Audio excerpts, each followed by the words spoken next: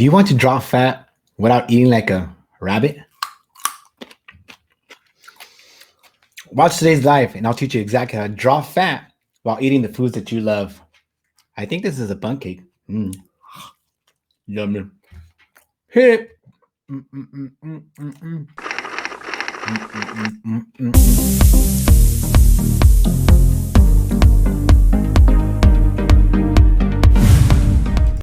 Yeah.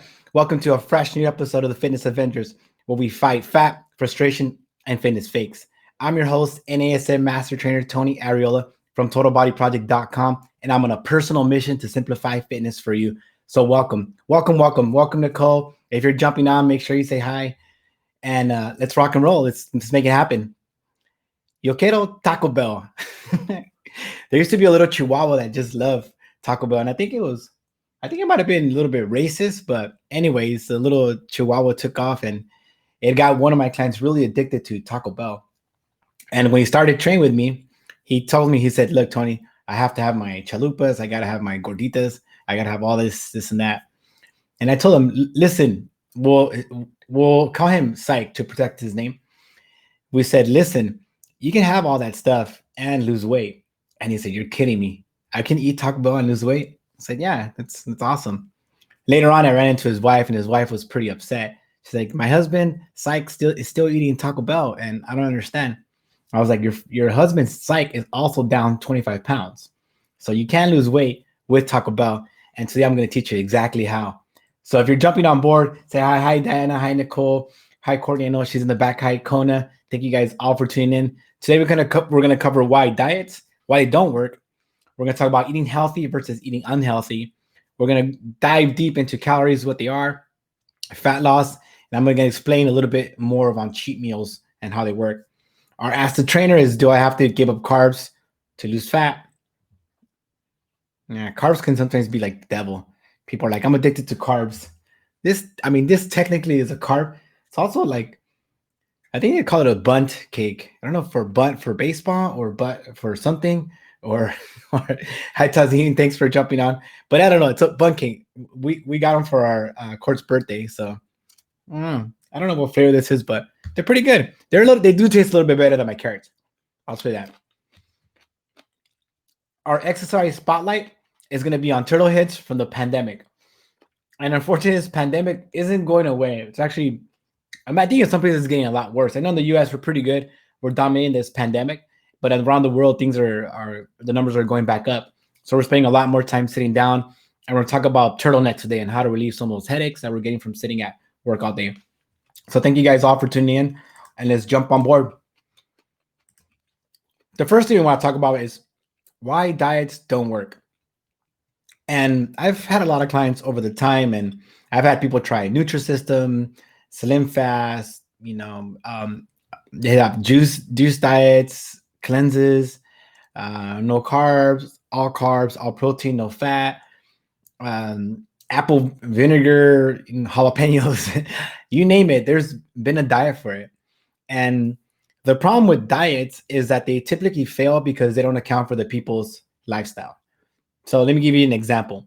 If you got, like, say, a Nutrisystem and you're getting like those little packages delivered every day, it's great. But if your son wants something different for lunch, like maybe you guys are in a hurry, maybe he wants like some In-N-Out or whatever the case may be, you're not gonna have time to package your little meal. We don't live in a vacuum. So having a meal plan like that's really set out and really rigid, it's really setting yourself up for failure. And when you're in that cycle and you don't seem to get out, it's because you're not understanding the big game. And today I want to show you how to play the big game so you can have these it's not butt cakes. I know it's not butt cake, but I think it's bunt bunt cakes. Let me see what flavor this one is. I'm not really good with sweets, so I'm gonna go with this flavor is bread. It's good bread, but that this way you can have bun cakes, you can have different types of things like In-N-Out, Chipotle, pizza, chicken, and have a regular life with a martini, a cocktail, and be super. Yeah, maybe they're bunt led, and Janet says they're butt. I don't know, bunt something. But whatever, they're really good. But we want to have all these different variables in our diet so that we can live our life. We can celebrate our kids' birthdays, our significant others' events, promotions, all these different things that don't account for life situations. So I want you to understand that you can have all these things. You can have bun cakes, you can have drinks, you can have basically anything that you want, as long as you understand that the big game, which is the caloric budget. That's the main thing that you need to understand. Now, there's a big difference between eating healthy versus unhealthy. Now, my boy Psych, in the beginning, yeah, the Taco Bell diet is probably not world renowned. It's kind of lower end fast food. It's probably not very good for his digestive tract. It's probably not good for his brain. It's probably not good for vitamins, minerals. It's probably not good for a lot of things. But when we're talking about losing weight, it doesn't matter if it's healthy or unhealthy. We're talking about just being in a caloric deficit, which means that even though it's not as healthy, you can lose weight on it. So don't confuse the two. So I have people that are vegetarian, some people that are vegan, some people that are pescatarian. Whatever the different types of diets that people have, it really comes down to calories of energy in versus energy out. So you can have a very unhealthy diet, but also be in a caloric deficit and lose weight. The opposite is true. You can also be very healthy. Walnuts are very healthy. They're delicious, but also really high in calories. I think it's like a quarter cup of walnuts is like 200 calories. And walnuts are good, so I can just knock those things out like they're going out of style. The problem is that I finish a bag at 1,600 calories. I'm a pretty small guy. Look at my lunch. It's a carrot. So if I eat a bag of walnuts, I'm going to be over my calories pretty quick. So it's a difference between eating healthy versus unhealthy. So don't mix the two up. Just make sure that you understand that there's a big difference between the two. Now we get into is like, what the hell are calories? What are they? Well, luckily I've managed to finagle somebody from Forensic Tales, the host, the CEO, the author, the creator of Forensic Tales, and she lent her voice to a video so that we can see what calories are. Take it away. Well, that's not it. Take it away. I can't lose weight. I hate this. Oh, she's not moving. Why can't I lose weight? Hold on. Let's see if I can get her to move. Okay. Calm down. I can help you. Do you know what a calorie is? Yeah, but I don't want to count calories. Hold on, Angry. Before you count calories, do you even know what they are? Duh. That's why you can't lose weight. You don't even understand calories. Your body requires energy to breathe, to think, and to live. Anything and everything your body does requires energy. And where does this energy come from? I'm guessing food? Food provides the calories. Calories provide the energy. And energy gives us life. But I thought calories were bad. Calories aren't good or bad. Calories are the units we use to measure the energy from food. They don't have feelings. Calories are simply a way to measure the energy from food. Think of them as the currency of energy. They work exactly like money. So then calories are good? Calories aren't good or bad. Think of them exactly like money. You can look at a calculator. A calculator costs way less than a computer. Calories are the currency of energy. An apple has a lot less calories than a slice of pizza. So how many calories do I get? You learn quickly, Grasshopper. That's exactly the right question. You're ready to guess. All right. So thank her for her lending us her talents, and hopefully we learned what calories are. The currency of energy. So they work exactly like money. So once you think about like your budget, about managing your money, think of calories in exactly the same way, which is pretty cool. So thank you guys all for jumping on. It's time for our famous emoji party. So if you're on here, make sure you hit those hearts, the laughing faces, the thumbs up. None of the angry guys, or the sad ones. Not today, at least. We're not sad. We're celebrating. It's a good day. We're learning how to get skinny. We're not gonna get fat during this pandemic because being fat sucks. It's not fun at all. Hit the likes, hit the loves. Let's rock and roll. And I got another story for you guys about Rebecca. Oh, I like Rebecca. She's my friend. I've grown to love her. You've seen me before. I've talked about Rebecca before. because Rebecca explains to us a really good what is people fall for all the time, which is the cheat meal myth. When people say, I'm pretty good Monday through, maybe call it Friday afternoon, but then Saturday is my cheat day. Saturday, I just kind of like go ape and just lose it, and I can eat whatever I want. To them, I have a story about Rebecca. See, Rebecca's money issues. She's always in debt. She's got credit cards up the yin yang. One day, she decides to save money, and she saved $5 a day. Good for Rebecca. She's so smart. For 5 days, she even passed a 21-day habit.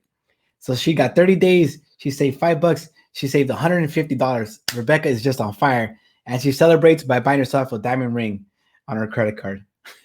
Yes, Rebecca is dumb. Please don't be like Rebecca.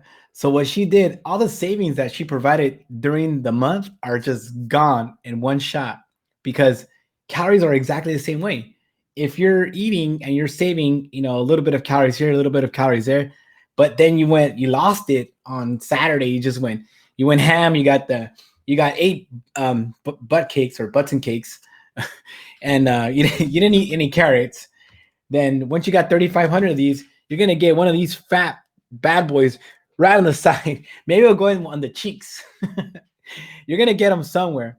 So you want to make sure that you manage these calories, and by managing the calories and managing the activity of energy in versus energy out, you can really make a lot of movement. You can get a lot of traction without blowing the bank and really having a great life and not really having to follow diet. You just have to understand the rules of the game. You can't spend more money than you make, and you can't eat more calories than you burn.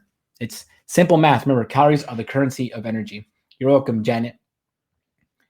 Now let's look at some simple behavioral changes that will help you accomplish this. So now we're talking about calories, and that's a big part of it, is understanding what game you're playing. Now that you're understanding what game that you're playing, you want to eat less and move more. There's some simple behavioral changes that you can do that doesn't require you changing your diet at all. I literally have a client right now that we have not talked at all about diet. We've only talked about changing behaviors, small behaviors, incremental changes that we can kind of grow on. I know with my online clients, we've talked, this week's challenge is about incremental changes, because a 1% improvement leads to exponential growth. Now, let me repeat that. A 1% improvement leads to exponential growth. So that means is that when you're 1% better, 1% better, 1% better, it's just going to keep going up and up. So my challenge with my online clients, and my challenge to you guys, if you're watching, is how do we get 1% better every day? And that's what I'm working with this client. One of the ways to do it is by eating slower. And it may seem like something simple and trivial, and it doesn't really have an effect, but ultimately it's very powerful, because as you eat, you start chewing, you want to get like, 25, 30 bites, but you want to really let these scents go up, your olfactory sense. I think I finally said that right. Olfactory sense, something. I don't know. I'm gonna watch the replay and be like, what is that word? Something with your nose and an O in it. It goes to the back of your brain, and it tells your brain that you're full.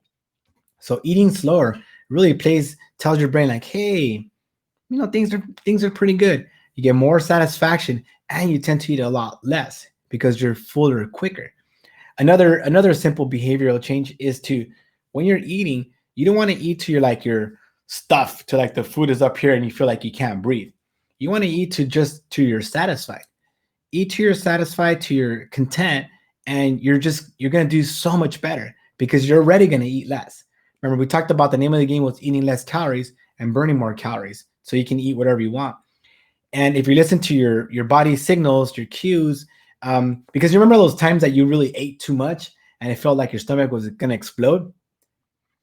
That's exactly the right feeling, because your stomach was about to explode. Your stomach is an organ. It's a fixed size, like this little bag right here. And it doesn't like just keep expanding just because you decide to keep putting food in it. That's why it hurts. So when it hurts, you expand it, you expand it, you expand it. And now when you're trying to eat less, when you're starting to contract it, that's when you're gonna feel like, oh, I'm not satisfied. What's happening is that your stomach is getting back to its right size, because you're eating what you should be eating for your size.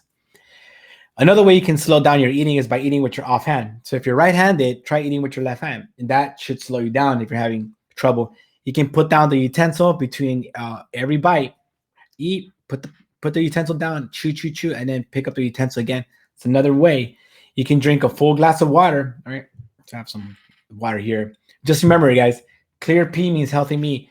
Your whole day, you should always be peeing clear. Well, not blue like this guy, but clear. I think on the inside it's clear. But you want to make sure that your pee is clear. That means you're fully hydrated because our brain confuses thirst and hunger. It interprets it the same way. So a lot of times you think you're hungry, you're actually thirsty. So make sure that you're drinking a lot of water if you want to eat less calories. So those are just simple things. And another powerful one is don't worry about not finishing off your plate. You know, a lot of people have this crazy behavior. You know, there's always these kids starving in Africa somewhere that apparently has plagued our society because everybody in the U.S. seems to be really concerned with these guys. And instead of sending money or helping them, we just eat all our food as much as we can. I don't know how that helps the kids in Africa, but I know it doesn't help us because we got obesity, hypertension, cholesterol, sleep apnea, back problems, chronic pain, all these things that happen from being obese, from eating too much. So learning to leave some food on the plate is a really good behavior that will really help you eat less calories. And remember, we're not talking about changing your diet at all. You're still eating butt cakes, and you're still eating Chipotle, and you're still eating stuff with your kid, and you maybe having some gummy worms, and they're eating different things. You also have your apples, your carrots, all your other good. I'm trying to name stuff that we typically eat that's not considered like really like healthy, super healthy food. But the way we can do that and look like the way you want to look is by managing the calories, and that's ultimately what I want for everybody. If you're watching the show, I want you to be happy with yourself, be really fit, be lean, be happy, be prosperous, and not have fitness overrun your life where there's just this obsession where you can't go here, you can't go there, you can't eat this, you can't eat that. That stuff just gets annoying. We want to learn how to manage ourselves, how to control ourselves, how to have simple behaviors, simple habits that you can take with you today, tomorrow, and for the rest of your life. Now let's see what our acid trainer is. Our acid trainer is, do I have to give up carbs to lose fat? No, you don't have to give up carbohydrates. Some people say like, well, I'm addicted to carbs. They're not really addicted to carbs because carbs are also fruits and vegetables. And most people have a hard time ODing on fruits and vegetables. What they usually OD on are like bundt cakes, sweets, cupcakes, cookies, things like that. And those are because those things are designed by, those are very clever guy that went and put together this. I mean, look how pretty it is. It's like somebody went to work every day and like was like, oh man, I'm gonna design like the perfect little cake. There's a little frosting on top, and there's all these different things to make it as appetizing as possible. And when that guy leaves, he's like, yes, more people will eat my bundt cakes and our business will thrive. Like, I always picture those guys and then like an evil laugh. But for apples and oranges, those things just grow and there's nobody like really backing them. So our bodies tend to like not OD on stuff that's like good for it. Man-made stuff, synthetic stuff that's created, that's different. We tend to OD on that stuff. So you don't have to give up carbs to lose fat. You just want to really look at which carbs that you're eating.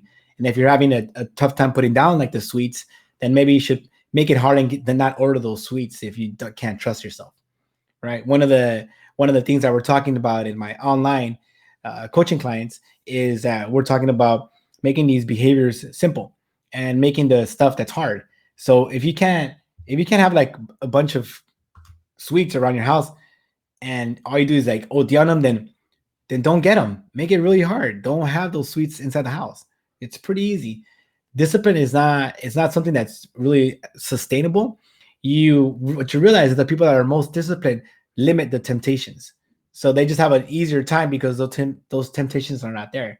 So the more you can bring down those temptations, the better off you're going to be in the long run. So I hope that answers your question. Now let's look at the pandemic turtle head. So pandemic status, everyone's like sitting on the computer.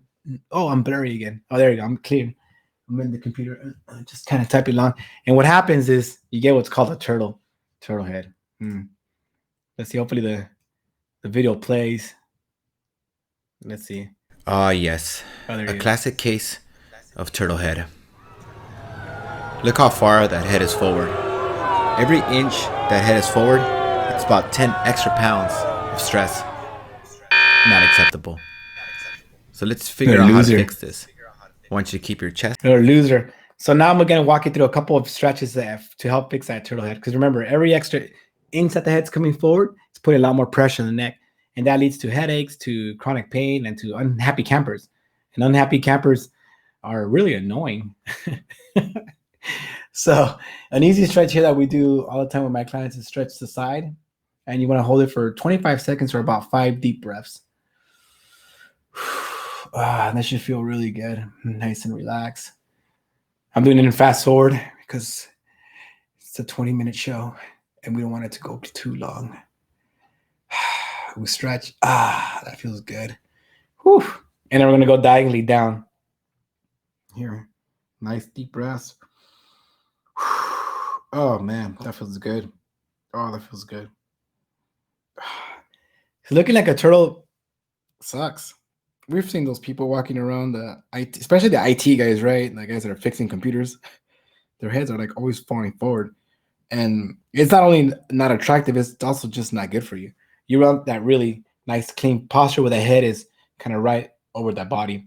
So hopefully that video helps you guys. Thank you guys for tuning in. If you're not already part of our Fitness Avenger group, let me put this guy away.